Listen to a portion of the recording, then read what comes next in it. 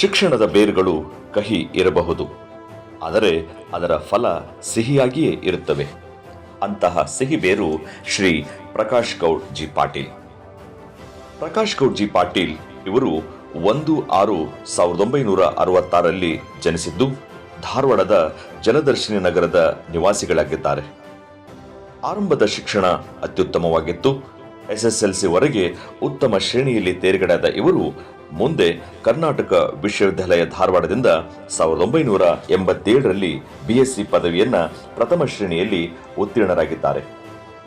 1989 ಸ್ನಾತಕೋತ್ತರ ಪದವಿ MScಯನ್ನ ಕರ್ನಾಟಕ ವಿಶ್ವವಿದ್ಯಾಲಯ ಧಾರವಾಡದಿಂದ ದ್ವಿತೀಯ ಶ್ರೇಣಿಯಲ್ಲಿ ತೇರ್ಗಡೆಯಾಗಿದ್ದಾರೆ. ಸೇಲಂ ವಿನಾಯಕ ಮಿಷನ್ದಿಂದ 2009 MPhil ಪದವಿಯನ್ನ ಪ್ರಥಮ ಶ್ರೇಣಿಯಲ್ಲಿ ಉತ್ತೀರ್ಣರಾಗಿದ್ದು, ಇಷ್ಟಕ್ಕೂ ತೃಪ್ತಿಯಾಗದ ಶ್ರೀ ಪ್ರಕಾಶ್ ಗೌಡ್ ಜಿ ಪಾಟೀಲ್ ಅವರು ಬೆಳಗಾವಿಯ ವಿಶ್ವೇಶ್ವರಯ್ಯ ಟೆಕ್ನಿಕಲ್ ವಿಶ್ವವಿದ್ಯಾಲಯದಿಂದ PhD ಅಧ್ಯಯನವನ್ನ ಮುಂದುವರೆಸಿದ್ದಾರೆ.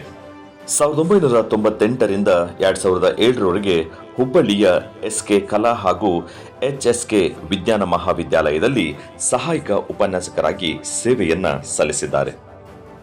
2017 2020 ಹುಬ್ಬಳ್ಳಿಯ PC ಜಾಬಿನ್ ವಿಜ್ಞಾನ ಮಹಾವಿದ್ಯಾಲಯದಲ್ಲಿ ಅಸೋಸಿಯೇಟ್ ಪ್ರೊಫೆಸರ್ ಆಗಿ ಸೇವೆಯನ್ನು ಸಲ್ಲಿಸಿದ ಗೌರವ ಇವರಿಗೆ ಸಲ್ಲುತ್ತದೆ. ಇವರು ಅನೇಕ ರಾಷ್ಟ್ರ ಅಂತಾರಾಷ್ಟ್ರ ಮಟ್ಟದ ಸೆಮಿನಾರ್ಗಳಲ್ಲಿ ಭೌತಶಾಸ್ತ್ರ ವಿಷಯಕ್ಕೆ ಸಂಬಂಧಪಟ್ಟ ವಿಷಯಗಳ ಕಾರ್ಯಾಗಾರದಲ್ಲಿ ಪಾಲ್ಗೊಂಡು ಅನೇಕ ಮಹತ್ವದ ಪ್ರಬಂಧಗಳನ್ನು ಮಂಡಿಸಿದ್ದಾರೆ.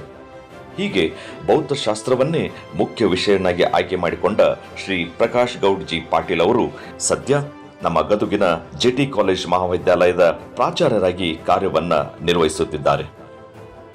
ಶ್ರೀ ಪ್ರಕಾಶ್ ಗೌಡ್ ಪಾಟೀಲ್ ಇವರ ಧರ್ಮಪತ್ನಿ ಶ್ರೀಮತಿ ಅರುಣಾ ಪಾಟೀಲ್. ಈ ಈರ್ವ ದಂಪತಿಗಳ ಪ್ರೀತಿಯ ಮಗಳು ಕುಮಾರಿ